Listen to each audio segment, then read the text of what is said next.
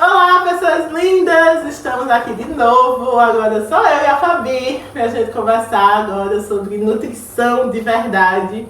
E como eu já falei no outro vídeo que vocês assistiram, a minha relação com comida sempre foi uma relação muito ambígua e muito misturada com muitas emoções. A gente já viu que tem tudo a ver com o resgate da nossa origem, da nossa história, desde a nossa história micro ali, quando a gente pensa em como a nossa família comia, até quando a gente pensa numa coisa mais tribal, né? Como a nossa bolha social come. Ai, eu lembrei.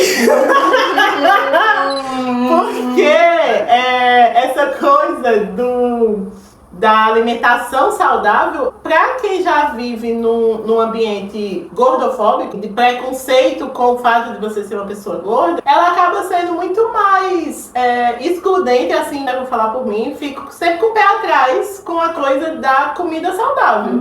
E eu acho que eu já te falei, e várias vezes isso. Acho que a primeira sessão que eu tive com a Fabi, eu disse assim, um dia eu fui na casa de um amigo meu, e ele pegou um arroz, botou amendoim, misturou com umas verduras e o negócio ficou uma delícia. E eu fiquei pensando, quando um dia eu vou conseguir misturar aquelas coisas, porque elas são tão rotuladas, né? Tipo assim, o que isso aqui é saudável, isso aqui não é, isso aqui é pro domingo, isso aqui é pra amanhã, isso aqui é pra noite, que eu não me via capaz de linkar essas coisas, e hoje estou eu aqui misturando abacate com milho e gergelim e eu fico, como assim, produção? É novo pra mim também, mas eu gostaria muito que você falasse mais sobre essa nutrição sem rótulos, né, que tem tudo a ver com a coisa da conexão que a gente também tá falando.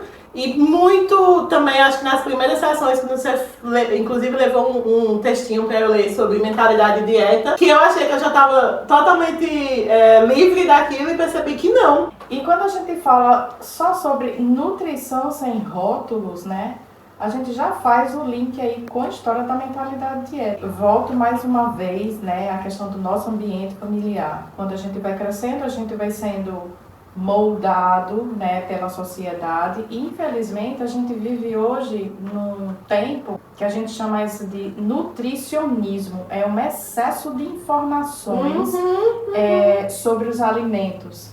E a maioria dessas informações que chegam até a gente são extremamente rasas. E tome, né, dieta do chá, exatamente, dieta do são verde, rasas, e aí se volta lá para a cultura da dieta, que é isso é ruim, isso não pode, isso faz mal, né? Isso não é para você. Parece que tem o alimento da vez, né? Que agora todo mundo é para tomar café, aí depois não é mais para tomar café. Leite vai matar, leite não mata mais. Ovo é bom, ovo é ruim. E sempre tem alguém que tá na moda. Sempre. É o top 1 ultimamente que todo mundo chega pra mim pra perguntar, o tal do jejum intermitente. É a modinha da vez, né? Isso tudo torna mais confuso ainda o ato de comer, que deveria ser a coisa mais simples, orgânico. Então as pessoas ficam com medo, tipo, de comer, porque não sabe se tá comendo bem, não sabe se tá comendo assado, aí vê uma pessoa comendo de um jeito e dá certo pra aquela, então vou comer desse jeito também pra dar certo pra mim. E aí você joga fora toda a sabedoria e complexidade do corpo, que, veja bem, no universo de 8 bilhões de pessoas, como é que eu posso comparar o meu corpo com outra pessoa? Porque ele é fruto das histórias e experiências únicas que eu tive. Não só das experiências, mas todas as mutações genéticas que aconteceram de todos os nossos ancestrais, entendeu? Que fizesse com que eu, Fabiana Velho, sou uma pessoa única nesse planeta, e meu corpo é único. Por mais que você vá pegar orientação com outros profissionais de saúde, e eu ensino muito isso a você, podem ser os melhores. PhD lá na eu nem sei se pode falar isso. Pode, aqui pode tudo!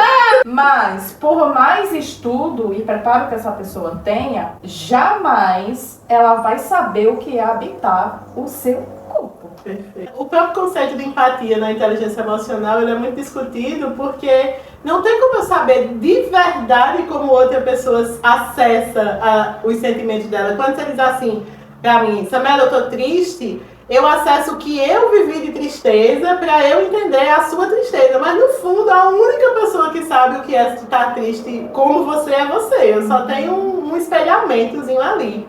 E sobre a parada das dietas e das fórmulas mágicas, eu acho que a primeira coisa que vem na minha cabeça, Fabi, é sobre o quanto que isso tem a ver com essa loucura do time is money, assim, da coisa de não perder tempo. As pessoas querem fórmulas mágicas porque parece que elas sempre estão atrasadas. E pra mim é esse processo que eu vivo hoje ainda também, há alguns anos da minha vida, de me desacelerar. E isso também envolve, óbvio, o meu alimentar, né? O meu comer, o meu parar pra fazer a comida. Eu era a pessoa que dizia, eu não gosto de cozinhar. Só que o que é que tá por trás disso? Eu não tenho tempo, eu não vou perder tempo, entre outras coisas. E as fórmulas mágicas, elas funcionam por algum tempo, porque é insustentável. É insustentável você comer só gorduras a vida inteira. Ou só chás, ou só qualquer coisa, fruta, qualquer dieta. Não faz sentido o seu corpo aguentar essa limitação por muito tempo.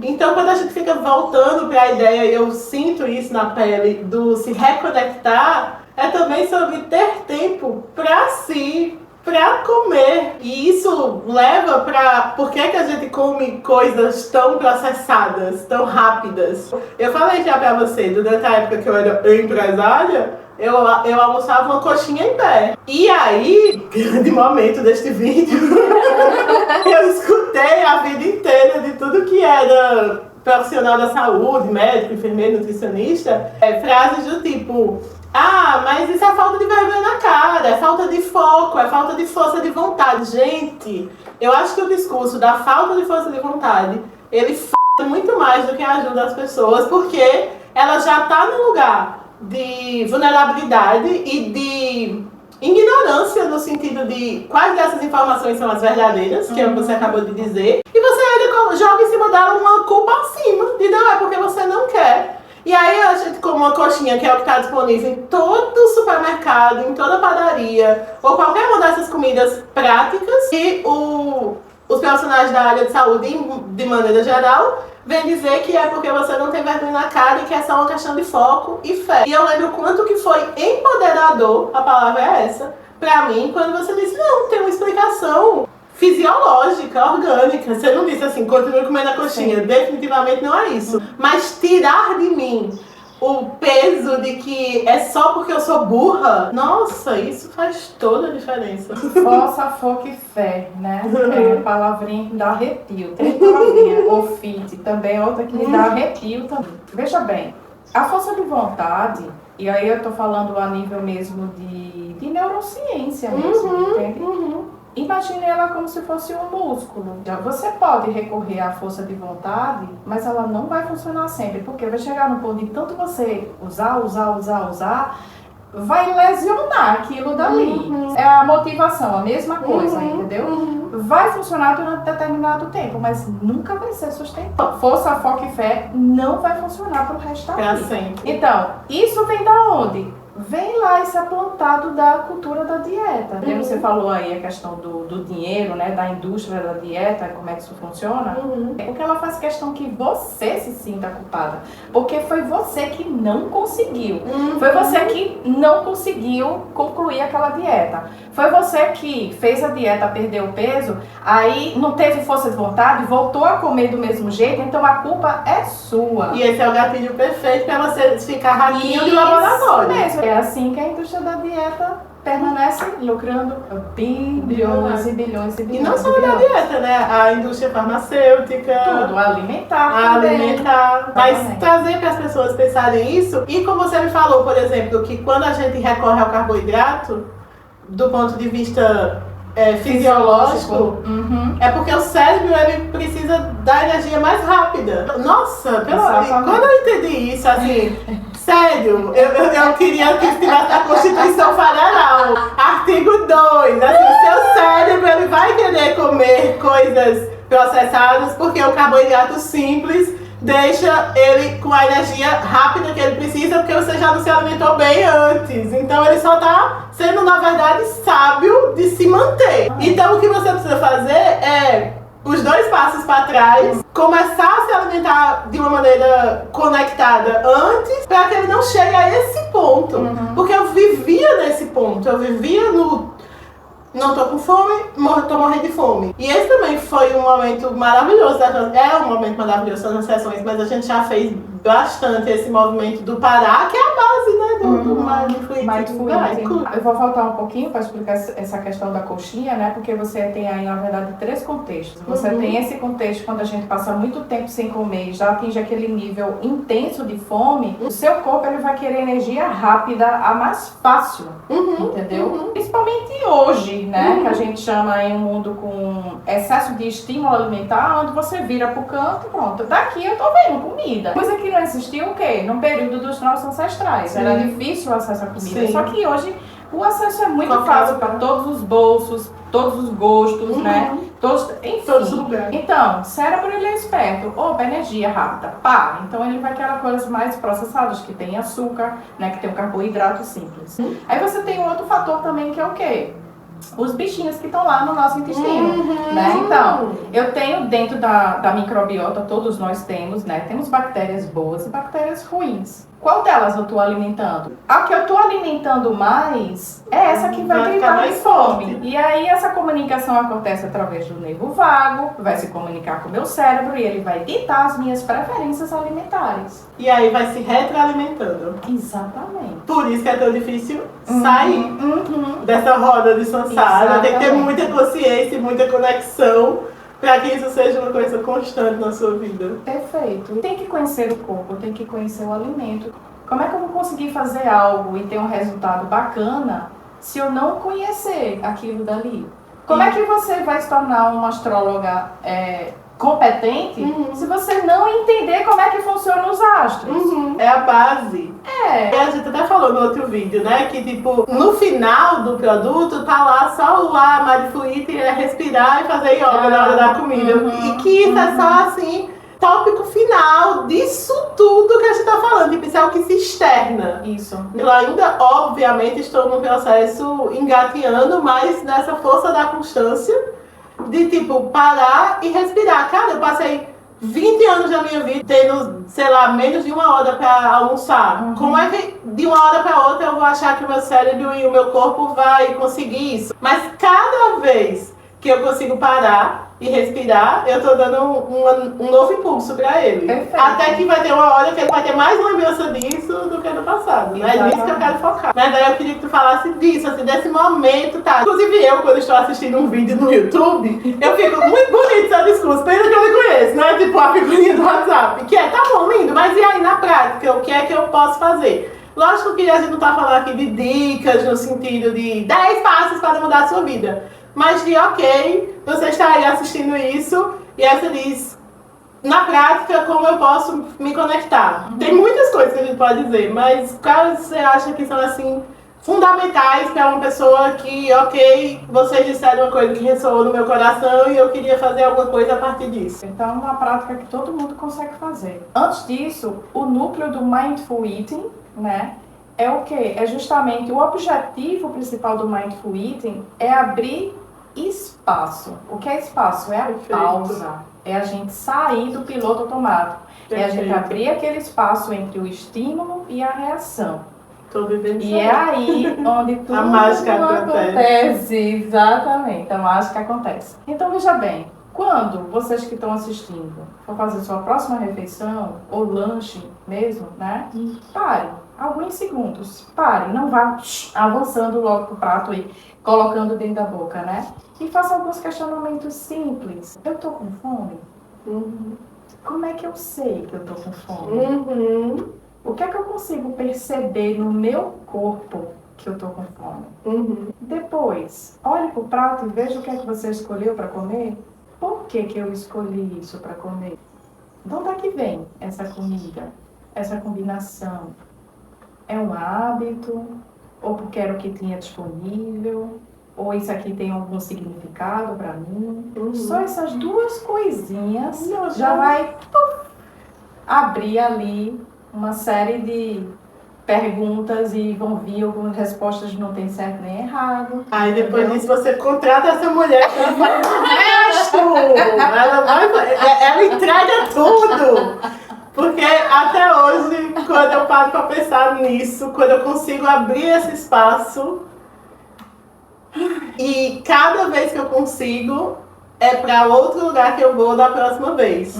E isso não tem absolutamente nada a ver com quantos quilos eu tenho. Eu, Sameli, percebi que pisar numa balança e olhar os números me deixava nervosa, porque sempre tinha uma oscilação, né? Essa coisa de toda semana você se pesa. E aí, ai, uau, eu perdi 2 quilos, né? Outra semana eu ganhei. Porque, na verdade, tem um monte de coisa no corpo, né? A água, enfim, a fase do ciclo menstrual que a mulher tá. E aí, aquele negócio é muito fake.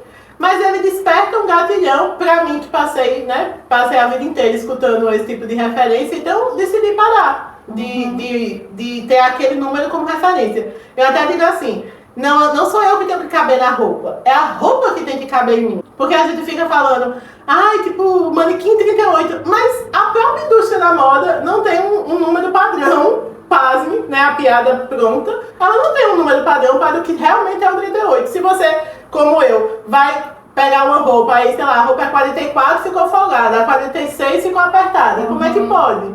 Porque nem a própria indústria tem isso claro, né? E a gente vive refém de uma coisa totalmente mentirosa. E aí isso não tem nada a ver com isso, assim, esse é só um parênteses para dizer, não é disso que eu estou falando. Mas quando eu consigo dar essa pausa para a comida, e o que você acabou de dizer, né? Da onde vem isso? E por que é que eu tô comendo isso? Já é metade do caminho. E é toda hora, é todo instante. Mas isso que você falou tem total relação com isso, do você parar e pausar. Porque, por vezes, quando você faz o prato, você tá pensando no seu peso. Entendeu? Tipo, eu não quero engordar, eu quero emagrecer, ou eu quero engordar. Sim. Entendeu? E isso na nossa sociedade hoje é uma realidade muito latente. As pessoas têm que entender que nós não temos o controle absoluto sobre o nosso corpo.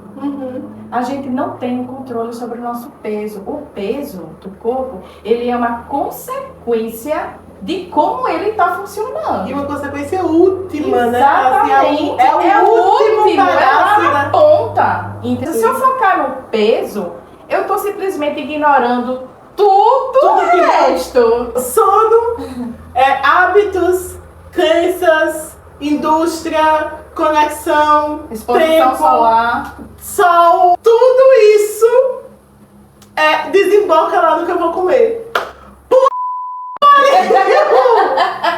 E a pessoa quer me vender um shake por 12 vezes, minha gente, pelo amor de Deus. A gente já teve essas sensações também, que é as sensações que eu fico desesperada, não é? Que tem uma hora que a mente faz assim e você faz, como é que eu vou lidar? Você já teve essa fase, mas você é muito budista, já medita, passa 3 dias em silêncio, eu não consigo ainda.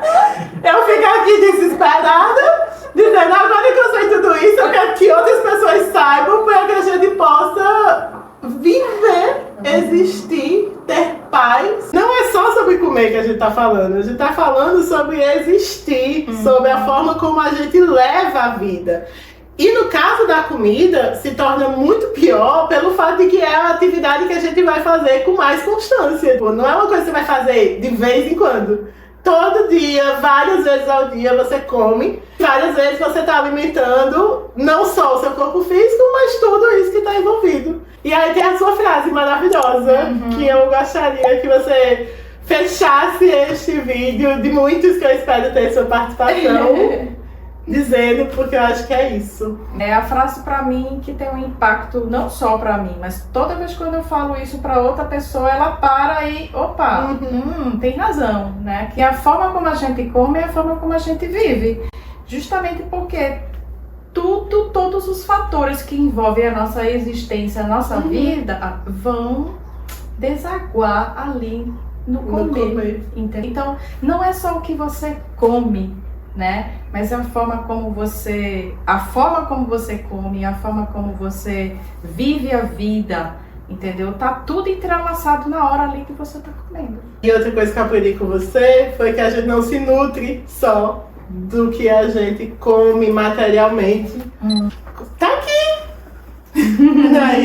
aí do seu lado, esse outro. Isso! Inclusive, eu tenho um nutricionista nutricionista-terapeuta alimentar, que me presenteou com o Cantinho do Autocuidado, que é uma festa muito especial aqui, cheia de coisas que eu como, que eu me alimento, que me nutrem. De vez em quando eu abro aqui uma caixinha dessa e venho aqui, por exemplo, escrever. E escrever também é um jeito de se nutrir. E eu acredito que essa também é uma ferramenta que as pessoas podem pensar, né? Do que é que elas se nutrem, do que é que elas se alimentam e o que é que ela está deixando para frente. Queria honrar isso aqui na sua presença. Queria agradecer sua participação. Espero que a gente se encontre muitas outras vezes. Aqui ou em Lisboa. Ou em África. Ou em África, de preferência. É isso, um cheiro e até a próxima, meu povo. Agora passando cara de tipo, a pessoa que é dormida na nutricionista acerta na mulher que me ensinou a dormir. E tá me ensinando, né?